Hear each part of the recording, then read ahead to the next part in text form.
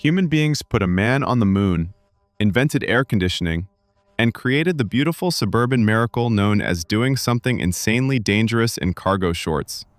And tonight, we honor that legacy. Because this is not a list of unlucky people. This is a hall of fame for grown adults who looked at fireworks, extension cords, wild animals, pool equipment, and household appliances and thought, I got this. No, you absolutely did not, Brad. These people didn't just ignore common sense. They body-slammed it in the driveway, cracked open a warm beer on its forehead, and told physics to mind its own business. One guy turned backyard fun into a live-action insurance claim. Another treated a crocodile like a content opportunity. And somewhere out there, a fully developed tax-paying adult looked at electricity and said, I've seen enough YouTube. So buckle up, because tonight's real main character isn't man, it's consequences. Story 1. Rick turned 4th of July into a backyard combat zone, because sitting normally was apparently too socialist. Rick was the kind of American man who thinks every holiday is a personal audition for a local news disaster segment. Not a celebration, not a family gathering, a chance to make the phrase, y'all watch this, legally dangerous. This was 4th of July, which meant Rick was already dressed like Freedom had gotten drunk at Home Depot. Tank top, cargo shorts, flip-flops, cheap sunglasses, a stomach full of grilled meat and bad decisions. He looked like a man who refers to his grill as the office and thinks reading instructions is how Europe lost its edge. Now, most people enjoy fireworks from a safe distance, like people who are interested in seeing another Tuesday. Rick was not one of those people. Rick didn't want to watch fireworks. He wanted to experience fireworks. That's the kind of sentence a man says right before the backyard becomes evidence. So instead of setting up lawn chairs back by the fence with the normal adults, Rick dragged one folding chair right up next to the launch tubes. Not kinda close, not closer than he should be. I mean close enough to get a tan from the wrong end. Then, because subtlety had already been murdered earlier that day, he zip-tied a cooler full of beer to the side of the chair. That's right. This man created a seated drinking command center next to amateur explosives. That is not a viewing area. That is a TED Talk called How to Become a Problem. The rest of the family was doing normal July 4th stuff. Kids waving sparklers, an uncle burning hot dogs with the confidence of a man who peaked at age 19, somebody playing country music too loud. But Rick had mentally separated himself from these peasants. In his head, he wasn't a guy in a yard anymore. He was mission control for dumb freedom. He plopped down in the chair, cracked a beer, leaned back like a sweaty Caesar, and said, This year, I'm getting the VIP seat. No, Rick, you were getting the VGI seat. Very good insurance claim. Now, the setup itself already looked suspicious. One tube leaned a little left. Another was being stabilized by a brick, which is the engineering equivalent of saying, I have stopped asking God for signs. The fuse line looked like it had been planned by two men whose combined education in explosives came from YouTube comments and surviving previous stupidity. But Rick was feeling himself. And that's when men become historical. First shell goes up. Boom. Beautiful. Crowd cheers. Second shell? Also perfect. And right there, in that exact moment, Rick made the classic male mistake. He interpreted two lucky outcomes as proof of personal genius. So he leaned back further, raised the beer, smiled that smile. You know the one. The smile of a man who thinks the universe has finally agreed he's special. Then shell number 3 fired sideways. Not slightly off, not a little weird. No, that thing came out of the tube like it had a personal grudge and a clear target. It shot straight into Rick's cooler, and suddenly his patriotic throne detonated into a geyser of beer, ice, aluminum cans, and instant red, white, and blue regret. Rick flinched so hard he tipped the chair. The chair folded halfway. One leg caught another launch rack. That rack twisted. The next shell screamed across the yard at knee level like a Roman candle on meth. Now the whole backyard went from barbecue to Fallujah. One firework shot under the picnic table. Another blasted through the burger smoke like it was hunting family members alphabetically. One exploded in the bird bath for absolutely no strategic reason. Aunt Linda hit the dirt like she'd been waiting 20 years for this moment. Somebody dropped a tray of buns and just abandoned them to history. And Rick? Rick was still tangled in the folding chair. That's what makes this art. Not running, not helping, not even fully upright. Just trapped in his own VIP seat, like a drunk bald eagle caught in patio furniture, while homemade missiles strafed the suburbs around him. He wanted front row seats to the fireworks. Instead, he accidentally invented the first lawn chair-based artillery incident in county history. And honestly, that is the most American thing I've ever heard. One man, one folding chair, one cooler of beer, and one beautiful reminder that freedom gets real loud when a guy named Rick starts improvising. Story 2. Chad turned himself into a pool vacuum test dummy because calling a pool guy was apparently too humiliating. Chad was the kind of suburban man who treated every broken household item like a direct insult to his masculinity. Dishwasher acting weird? Personal attack. Garage door making a noise? Challenge accepted. Pool vacuum losing suction? Apparently time to become Jacques Cousteau with a concussion. Now, most people, when their pool cleaner stops working, do one of two things. Call somebody who knows what they're doing, or ignore it for 3 weeks and pretend the algae is natural. Chad chose option 3, which is always the dumbest one. Insert himself physically into the situation. Because Chad had what I like to call homeowner delusion. That very specific disease where a man watches 2.5 online videos, hears the phrase, "pretty simple fix," and immediately starts walking around his backyard like he's the Secretary of Water. His pool vacuum had been acting up for days. Weak suction, weird noises, leaves just sitting there on the bottom like they were paying rent. His wife suggested calling a pool service, and just like that, it became personal. Because to Chad, calling a professional wasn't maintenance, it was surrender. It was basically kneeling in his own backyard and admitting another man understood hoses better than he did. That was not happening on Chad's watch. Not in front of the patio furniture, not in front of the grill. So he announced, out loud, to nobody who asked, that he was going to test the suction manually. That sentence should have gotten him tackled by family. Now let me explain what Chad meant by that, because unfortunately, he did not mean inspect the line. He did not mean check the filter. He meant he was going to get in the pool, take the vacuum hose in his hands, and physically see how strong the pull was. Like a complete idiot. He stripped down to swim trunks, marched out there with the swagger of a man who had never once been told, "You are making this worse," enough times in his life, and climbed into the pool. The hose was snaking through the water, the pump was running, the whole setup was already giving off major, "this will be discussed by neighbors" energy. At first, Chad was just waving the hose around underwater, nodding to himself like he was gathering important data for the Pentagon. Then he put his hand over the end of it. Strong pull. He grinned. That was the beginning of the end, because strong pull to a man like Chad does not mean be careful, it means push it farther. So he tested it on his forearm, then his shoulder, then, because shame had fully drowned by this point, he decided the real issue might be deeper in the line and needed a more direct test. This is how men end up in stories. He took a breath, dunked himself underwater, and brought the intake toward his chest like he was personally trying to get recruited by the dumbest branch of the Navy.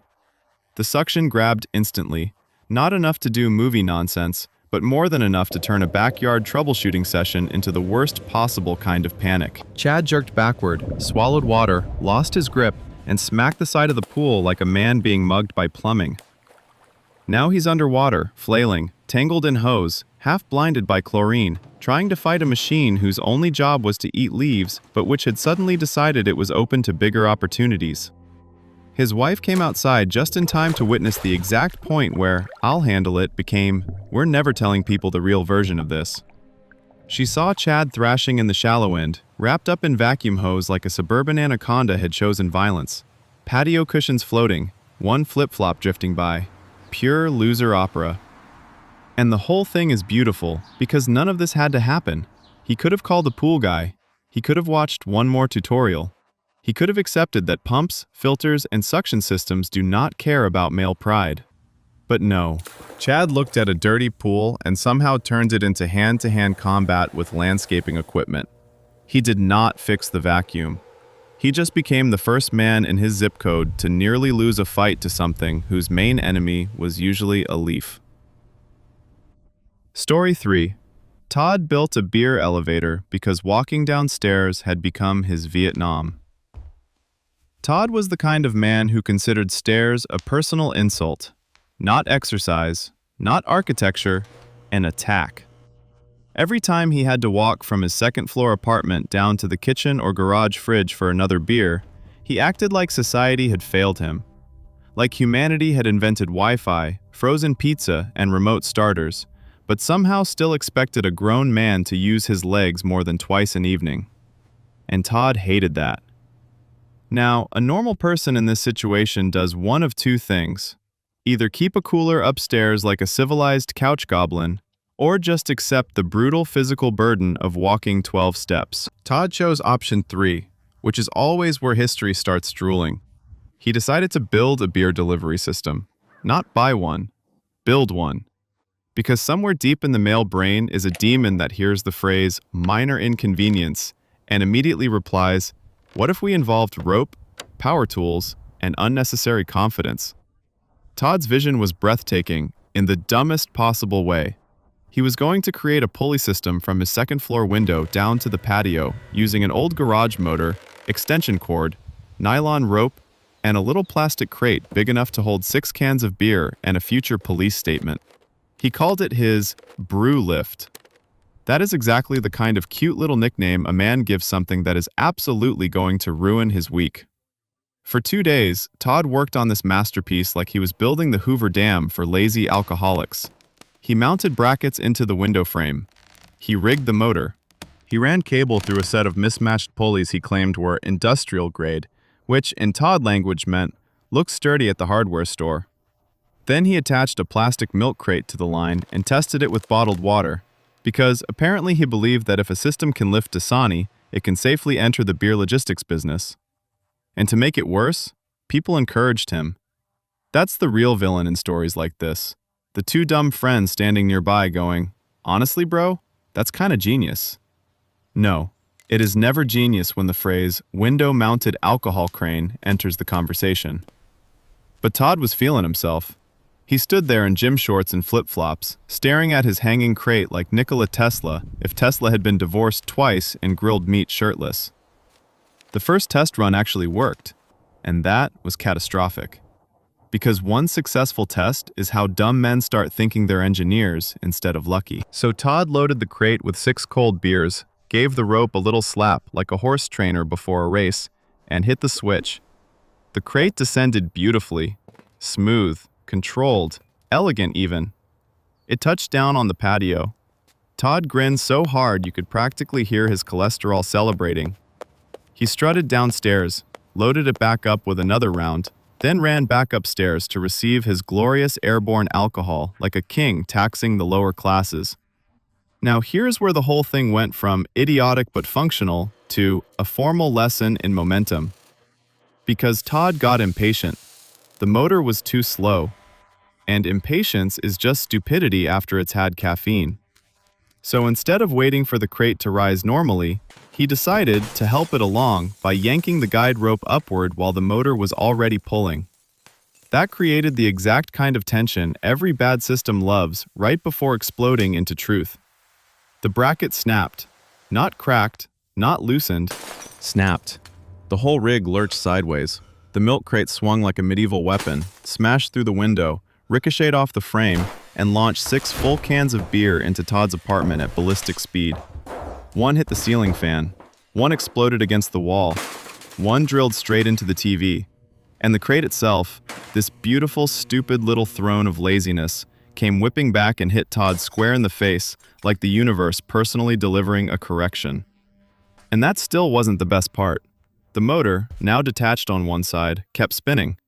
So the loose cable whipped around the room like a drunk steel snake, knocking over a lamp, ripping down the curtain rod, and somehow clotheslining Todd into his own recliner. Neighbors later said the whole apartment sounded like someone had trapped a lawnmower inside a washing machine and then started throwing Coors at it, which, honestly, is not far off. Todd wanted to save himself one trip downstairs for a beer. Instead, he turned his living room into a mechanically assisted frat house exorcism. He did not invent convenience. He just discovered that when laziness and engineering have a baby, it usually grows up to punch you in the face. Story 4. Brandon tried to wrestle a backyard gator on livestream because Florida finally broke what was left of his brain. Brandon lived in Florida, which is already a state where the line between man and headline is basically drawn in crayon. He was the kind of guy who believed every wild animal encounter was secretly about him. Snake in the driveway? Content. Raccoon in the trash? Content. Gator in the backyard pond? Oh, now we're talking. That's not a public safety issue, that's branding. Because Brandon didn't just want attention, he wanted Florida attention. And that is a much darker hunger. One hot afternoon, his neighbor spotted a medium-sized alligator sunning itself near the edge of Brandon's backyard retention pond. Not huge, not movie monster huge, just big enough that any functioning adult would say, "Yep, I'm calling wildlife control and going back inside." Brandon saw it and said the most dangerous sentence in the English language. "Y'all, start recording." Of course he did. He didn't see a prehistoric reptile designed by millions of years of evolution to grab, twist, and ruin things. He saw an opportunity to become a man with a story, which is exactly how men become stories nobody tells at weddings. Now, Florida does have professionals for this. Real gator handlers. People with poles, training, gloves, plans, backup plans, and the basic emotional stability required to not freestyle against a reptile in sandals. Brandon was not one of those people. Brandon had a tank top, gym shorts, one beer in him, and the kind of confidence that only exists in men who have never been bitten hard enough by reality. He told everybody to relax. It's just a baby. First of all, if a grown man ever points at a wild predator and says, "It's just a baby," you need to remove that man from decision-making immediately. Second, this was not a baby. It was one of those teenage gators, old enough to cause a problem, young enough to still be deeply disrespectful. Brandon grabbed a broom. A broom. Like he was about to sweep danger back into the pond. That's the part I really love. He didn't bring rope, didn't call anyone, didn't even pretend to have a real plan.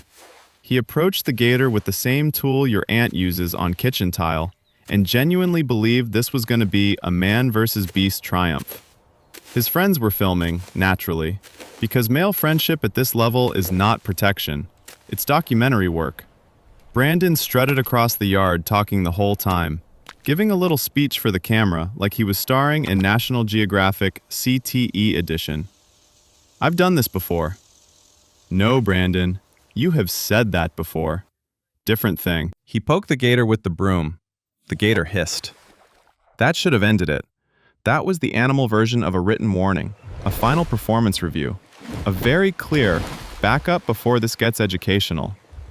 Brandon took that as encouragement, so he moved closer, then closer again.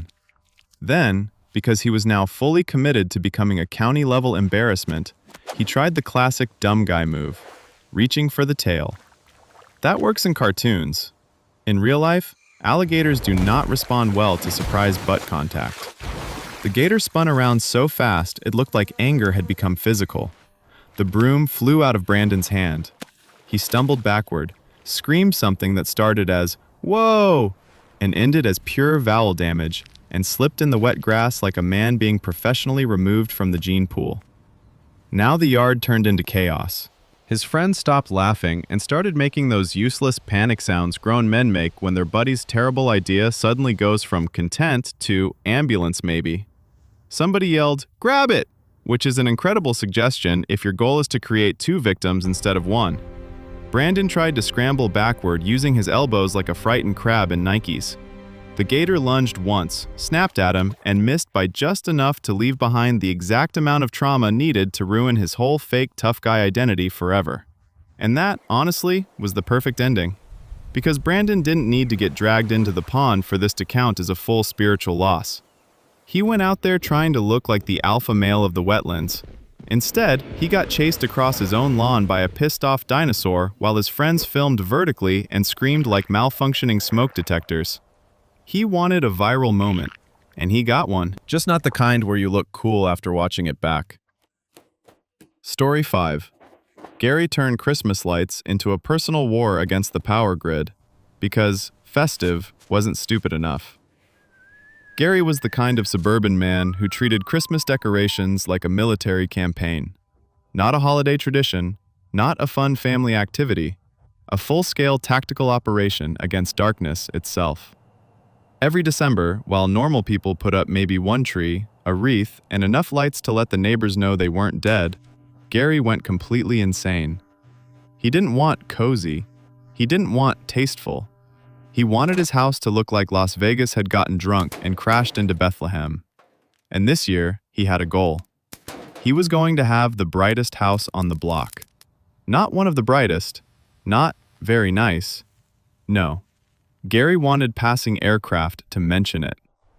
Now, a smart person doing a huge light display would buy the right equipment, maybe spread the load, maybe consult an electrician. Maybe at the very least, read the little label on the extension cord that very politely says, "Do not turn this into a man-made sun." Gary did not believe in that kind of negativity. Because Gary had watched 3 YouTube videos, 2 of them from men speaking with the exact confidence of people who definitely should not be near live wires, and had reached the only conclusion possible. I'm basically the electric company now.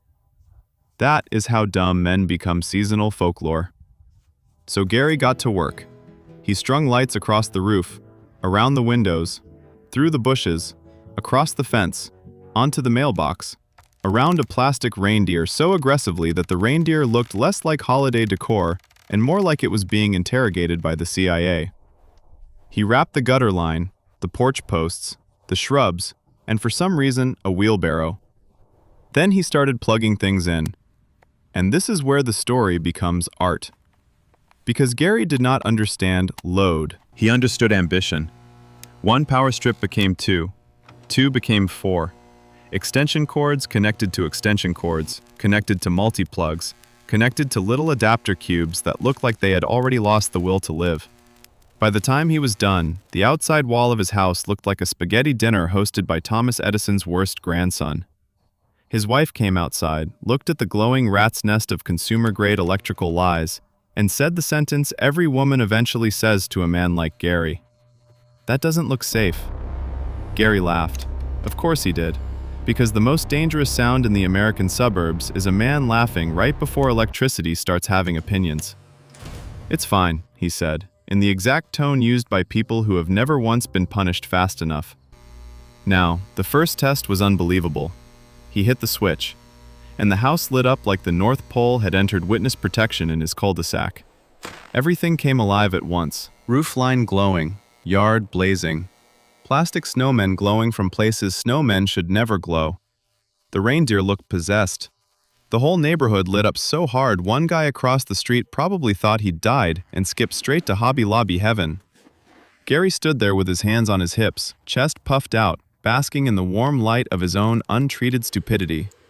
And that was the problem, because when dumb men succeed once, they immediately decide they have discovered a new law of nature. So Gary added more lights on the bushes, more lights on the tree, a glowing candy cane archway, a second extension cord out to the inflatable Santa. Then, because this man had clearly reached the why not stage of brain collapse, he plugged in a projector too. Now the system wasn't overloaded, it was personally offended. The cords got hot. Then hotter. Then one of the bargain bin splitters made that little electrical snapping sound that means the house is no longer decorating for Christmas. It is decorating for the 6 o'clock news. A bright blue flash popped under the porch. The inflatables died. Half the lights flickered. Then the whole front yard started strobing like a rave for divorced dads. Gary rushed over, because of course when a man creates an electrical disaster, his first instinct is not turn it off. It's usually poke it. So there he was, in slippers and holiday boxers, crouching over a writhing tangle of live cords in a yard full of fake snow and bad judgment, trying to unplug things by hand like he was defusing a Hallmark bomb. And that's when the short hit. Hard. Neighbors later said the whole display flashed so bright it looked like Christmas itself had thrown a punch. Gary wanted to be the brightest house on the block. Mission accomplished, just not in the calm, family-friendly way he pictured. He didn't decorate for the holidays. He challenged the electrical grid to a screaming match in front of plastic reindeer and lost, like a man who thought wattage was just a vibe. Story 6. Sharon turned herself into a human slip-and-slide on a 3-story roof because tanning normally was apparently too humble. Sharon was the kind of woman who didn't just want a tan. She wanted a statement. Not a little glow. Not healthy sun-kissed. No. Sharon wanted the kind of bronze that makes strangers think, is she okay, or did she just come back from being rotisseried? And like a lot of dangerous people, she had one fatal personality trait. She believed impatience was a form of intelligence. See, lying in a lawn chair and letting the sun do its job over time was, to Sharon, for peasants. For women with patience. For people who were willing to accept that skin tone is not something you should try to speedrun like a teenager playing a driving game. Sharon wanted maximum sun, maximum heat, maximum efficiency, which is how she ended up on the roof. Now, most people look at a steep 3-story suburban roof and think, that seems like a place I should not cover in plastic and body oil. Sharon looked at it and saw premium tanning real estate, elevated, uninterrupted sunlight, great angle, basically a penthouse for bad decisions. So she dragged a giant black plastic tarp up there. That already should have been enough for neighbors to call somebody. Because black plastic on a sloped roof is not self-care. It's what happens when a beach chair gets radicalized. But Sharon was just getting started. She stretched the tarp tight over the shingles, smoothing it down like she was preparing the world's least supervised science experiment. And since she wanted to lock in the tan, she coated herself head to toe in baby oil. Baby oil. On a tarp. On a roof. At that point, she wasn't tanning anymore. She was marinating for gravity. And that's what really makes this story beautiful. Every single part of the setup was individually stupid. But together it became art. The black tarp absorbed heat like a demon-powered skillet. The baby oil turned her into a full-size rotisserie torpedo. And the only thing stopping this whole slick human casserole from sliding off a 3-story roof was a tiny metal snow guard near the edge. A tiny one. A little half-inch lip of metal. That was her safety plan. That's not a safety plan. That's optimism in hardware form. For a few glorious minutes, Sharon was loving life. Sun blazing, tarp heating up, oil cooking. She lay there on her back, probably feeling like a glamorous baked potato with a mortgage. In her head, she was a genius, a tanning innovator, a woman who had outsmarted dermatology, architecture, and the concept of waiting your turn. Then her phone buzzed. And this is why I never trust technology around idiots. Because all Sharon had to do was stay still. That was literally it. But the second she reached sideways for the phone, her weight shifted just enough to pop her oily heels right over that tiny metal guard. And once that happened, Newton clocked in. Instantly. The tarp offered zero grip. The oil offered zero friction. Sharon didn't slide so much as launch into a new lifestyle. She shot down that roof like a buttered ham escaping a truck bed. No control, no brakes, no dignity. Just pure, accelerating suburban velocity. At that point, there was nothing left to negotiate with. No gutter was saving her. No miracle branch was reaching up.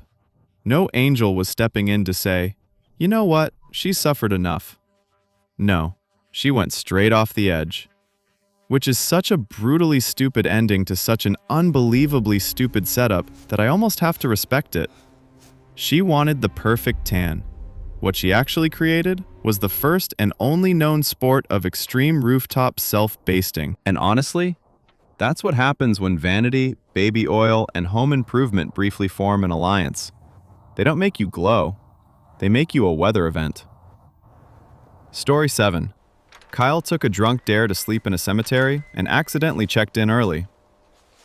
Kyle was the kind of man who heard the phrase, "I bet you won't," the way normal people hear wedding vows. Not as a warning, not as a trap, as a sacred contract between idiots. It was 2 in the morning, he was several cheap beers past intelligent thought, and he was standing outside an old cemetery with three equally useless friends who had the moral backbone of raccoons in a Taco Bell parking lot. Somebody had dared him to spend the whole night inside, alone, in the dark, in a place literally full of people who had already finished life and were not asking for company. Now, a sober adult would hear that idea and say, "No thanks, I enjoy having a pulse." Kyle, however, was drunk enough to believe this was not only possible, but somehow badass. In his mind, he wasn't stumbling into a terrible decision. He was proving something. What exactly? Unknown. Probably that beer can temporarily uninstall the part of the brain designed to protect the rest of the body from becoming a cautionary tale. So Kyle grabbed a sleeping bag, puffed out his chest, and swaggered through the rusty cemetery gates like he was entering a haunted Airbnb with 0-star ratings. His friends stayed outside laughing, filming, and contributing absolutely nothing useful to civilization. Kyle waved them off with that classic drunk guy confidence that says, "I am not scared," which is usually just fear wearing denim. At first, everything seemed fine. Too fine. That's the problem with cemeteries at night. During the day, they're sad and quiet. At night, they feel like the entire place is holding its breath and watching you make bad decisions in real time. Tombstones everywhere, trees creaking, wind doing weird little whisper sounds, branches scraping together like nature itself was trying to get in on the bit. Kyle found a patch of ground between a few old headstones, flopped down, and wriggled into his sleeping bag with the grace of a sedated manatee. For a few minutes, he felt pretty good about himself. He had done it. He was out here, alone, in the cemetery, winning a completely worthless contest against people whose opinions should never have mattered. Then the alcohol started wearing off. And that is when the human imagination becomes the world's cheapest horror production company. See, when you're drunk, you feel invincible. When you're coming down from drunk, in total darkness, surrounded by dead strangers and bad landscaping, every sound suddenly becomes a spiritual threat. A twig snaps? Demon. Wind shifts? Ghost. Leaf rustles? Victorian orphan coming to collect. Kyle lay there staring into darkness, so black it felt aggressive. Every little noise got louder. The whole cemetery started sounding like it was populated exclusively by unseen things that were deeply disappointed in him. And then it happened. A feral cat let out one of those nightmare screams that sounds like two haunted accordions getting divorced. Kyle didn't wake up. He launched. Straight out of the sleeping bag like somebody had tased a scarecrow. There was no thought process, no strategy, no calm assessment. His brain hit pure prehistoric panic and just screamed, "Run, you drunk moron, run!" So Kyle took off blind through the cemetery at full speed, arms flailing, legs pumping, soul halfway out of his body, convinced some undead tax accountant from 1894 was coming to drag him straight to hell over a $20 bet. And here's where it gets perfect. Because cemeteries are not parks. They are active real estate for the recently unavailable, which means from time to time there are open graves, fresh ones, waiting. Kyle, sprinting through total darkness like a drunk gazelle with no object permanence, did not know that. He couldn't see his own hands, let alone a 6-foot hole in the ground with his name not technically on it yet. So he found it the old-fashioned way, with momentum. 1 second, he was running for his life from a cat that did not care about him at all. The next, the ground simply disappeared, and Kyle dropped straight into a freshly dug grave like the cemetery had finally gotten tired of the suspense and decided to fast forward the paperwork. And that's what makes this story a masterpiece. He didn't lose to a ghost. He didn't lose to a killer. He didn't even lose to the cemetery. He lost to a cat, a dare, and the world's most aggressively timed hole. Kyle went in there trying to prove he wasn't scared of the dead. Instead, he delivered himself to them like an Amazon package with alcohol damage and no return label. Story 8. Doug tried to turn an old propane tank into a backyard smoker and accidentally applied for the position of shrapnel. Doug was the kind of American man who believed 3 things with his whole chest. Professionals are overpriced, safety rules are written by cowards, and anything on earth can become a barbecue accessory if you stare at it long enough with a wrench in your hand. He lived in the suburbs, which meant his natural habitat included a grill, a cooler, a driveway, and at least one sentence per weekend that began with, "I got an idea." That phrase, in Doug's case, should have triggered an automatic neighborhood siren. Now, Doug wanted a custom meat smoker, not because he needed one, not because he had become some elite pitmaster with brisket in his soul. No, he wanted one because another man on the block had one, and Doug had the kind of male ego that hears, "nice smoker," like it's a threat. So when he spotted an old industrial propane tank rusting behind a warehouse, his brain immediately lit up like a drunk raccoon finding a flamethrower. Most people look at a 100-pound steel cylinder that previously held highly flammable gas and think, that seems like a thing I should leave alone forever. Doug looked at it and saw ribs. That's the level of confidence we're dealing with here.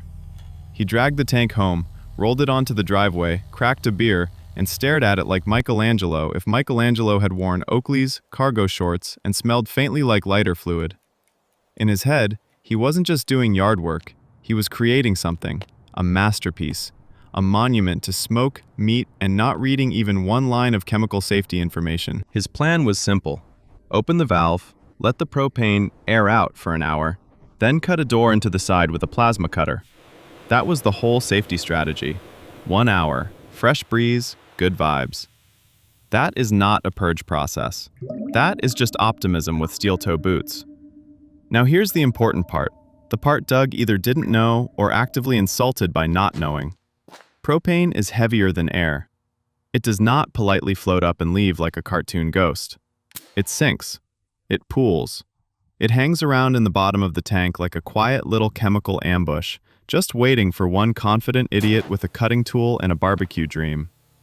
Doug did not know this, because Doug had gotten all his chemistry from surviving previous stupidity. So after his little hour of ventilation, he strutted back out there, strapped on a face shield, fired up the plasma cutter, and got to work. Sparks flew. Steel hissed. Doug was having the time of his life. You know that face men make when they are absolutely not qualified for what they're doing but are enjoying the noise too much to care? He had that face. And that was the problem, because the second that superheated cutting tip finally punched through into the inside of the tank, one tiny spark dropped into the propane vapors still sitting at the bottom. And the tank said, "Oh, now we're doing this?" What followed was less DIY project and more, the driveway briefly became a war documentary. The ignition hit instantly. The trapped vapor exploded with all the pent-up rage of chemistry finally getting a turn. The tank did not become a smoker. It became a cannon. A giant steel message from the periodic table that read, "You are not built for freestyle industrial fabrication." The blast tore outward through the fresh cut like the tank had sneezed violence. Neighbors heard a boom so loud they probably assumed freedom itself had fallen off a ladder. Tools jumped. Windows rattled. Somewhere in the distance, a dog learned a new religion. And poor Doug? Doug had wanted to smoke meat. Instead, he discovered the exciting hidden feature of propane tanks. Under the right conditions, they can become an extremely persuasive argument against improvising with plasma cutters.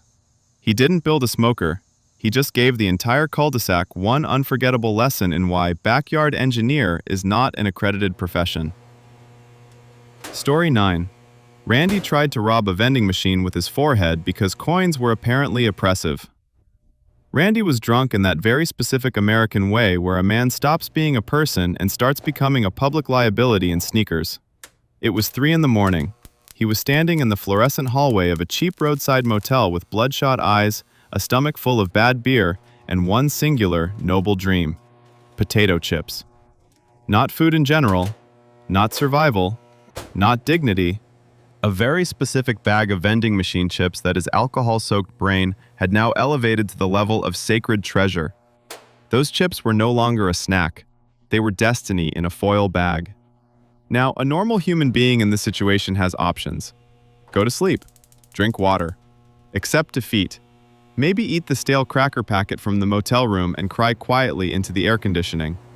Randy chose none of that. Because when a drunk man realizes he has no cash, he doesn't see a problem.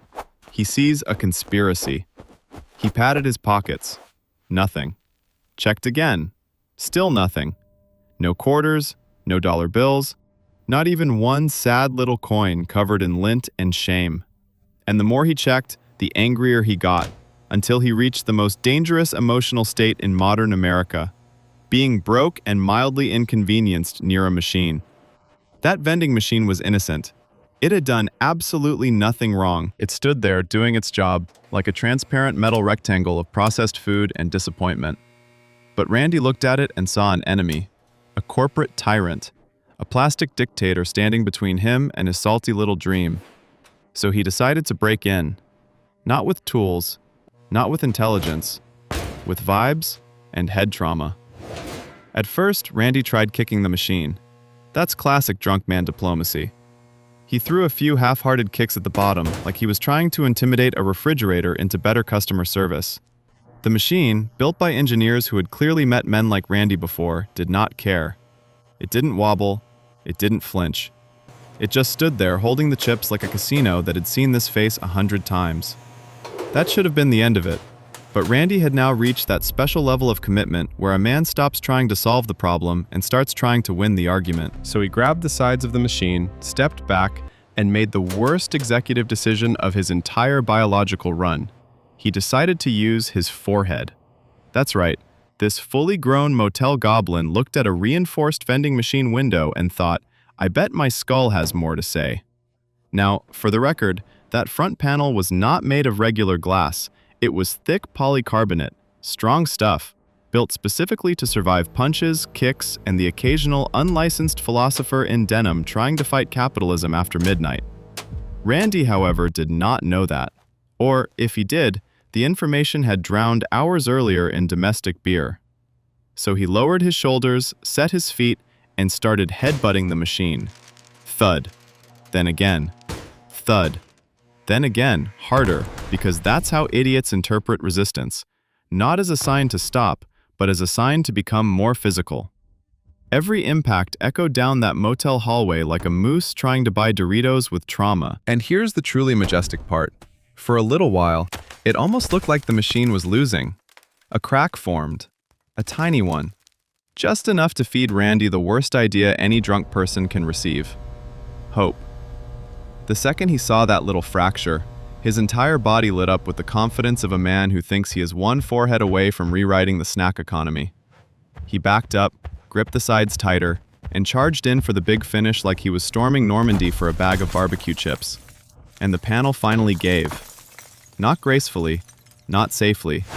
It snapped inward with a jagged crack and opened just enough for Randy's giant stupid head to go straight through. For one glorious half-second, he won. His face was inside the machine, among the candy bars, near the chips, like a drunk woodland creature discovering heaven. But then the panic hit, because the human body, even when operated by a man like Randy, still has instincts. And one of those instincts is apparently, if your head is stuck in a snack coffin, yank backward immediately. Terrible choice, because when thick plastic breaks, it does not turn into friendly little movie shards. It turns into hard, jagged teeth. So Randy, already panicking, ripped his head backward through that cracked opening like a man trying to reverse birth himself out of a bad decision. And that was that.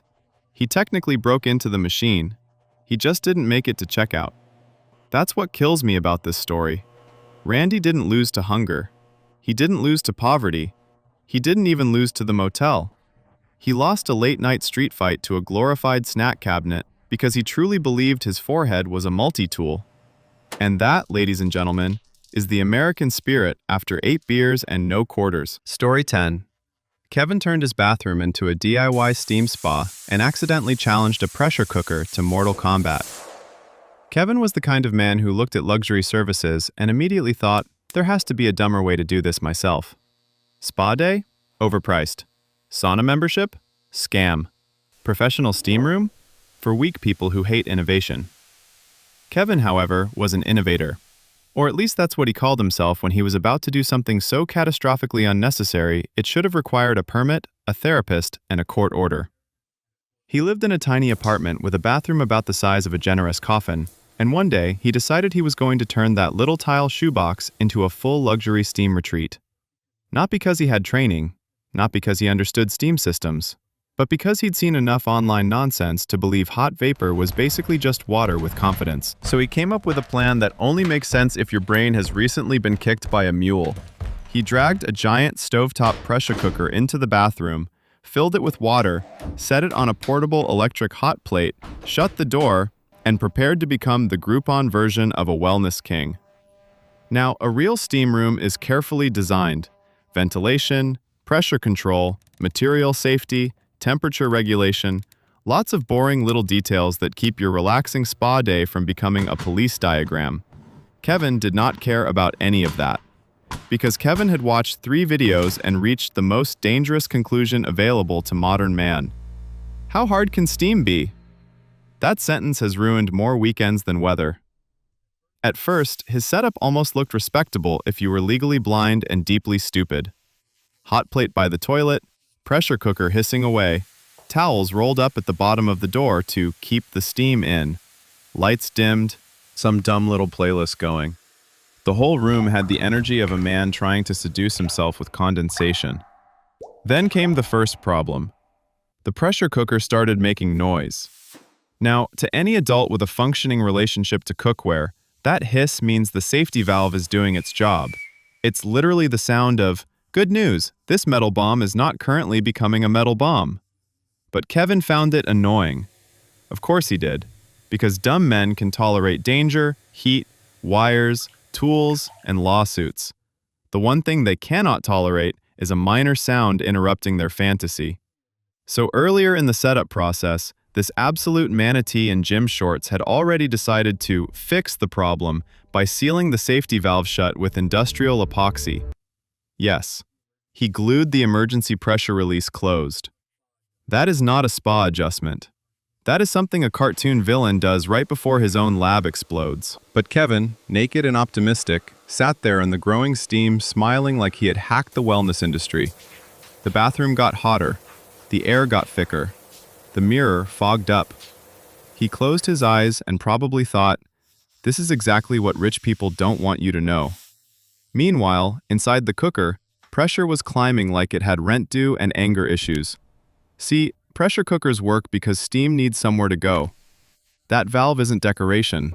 It's not a suggestion. It's the only thing standing between dinner and forensic vocabulary. By sealing it shut, Kevin had converted a kitchen appliance into a steel tantrum waiting for permission. And then it ran out of patience. The blast came all at once. Not a cute pop. Not a little puff. A full metallic, "Oh, so we're doing this," from the laws of thermodynamics. The lid tore free with the kind of speed normally reserved for things fired by governments. It shot across the bathroom like a cast-iron frisbee possessed by Satan and slammed straight into Kevin before he could even finish being proud of himself. The hot plate tipped. Steam exploded everywhere. Towels flew. The little fake spa setup instantly transformed into the worst Yelp review in human history. And that's what kills me about Kevin. He wanted a spa day. He wanted peace, relaxation, luxury. Instead, he basically took a pressure vessel, removed the one part designed to stop it from becoming a murder appliance, and then sat down next to it half naked, like a man auditioning for the role of Why Instructions Exist. He didn't build the steam room, he just bullied cookware until it fought back. One guy turned a folding lawn chair into VIP seating next to fireworks, like homeowners insurance was just a fun little rumor. Another almost got beaten up by his own pool because calling a professional was apparently too emasculating. One lazy genius built a beer elevator because walking downstairs for a cold one felt like government oppression. Florida, of course, contributed a man who saw a gator, set up a camera, and thought, "This is my moment." Then we had a Christmas warrior who declared open war on the power grid, a woman who greased herself into a 3-story human slip and slide, a drunk idiot who ran from a cat and accidentally delivered himself into an open grave, a backyard pitmaster who let propane and delusion co-host a science experiment, a vending machine gladiator who tried to pay for chips with his forehead, and a spa visionary who turned a pressure cooker into an airborne life lesson. Now for the important part. Who was tonight's undisputed heavyweight champion of I Got This, immediately followed by proof that he absolutely did not have this? Rick with the fireworks thrown? Randy fighting a vending machine like it owed him child support? Or Kevin, who really said, "I trust glue more than steam physics"? Drop your top 3 dumbest legends in the comments. And while you're there, confess the dumbest thing you almost did before your last surviving brain cell tackled you and saved the family name.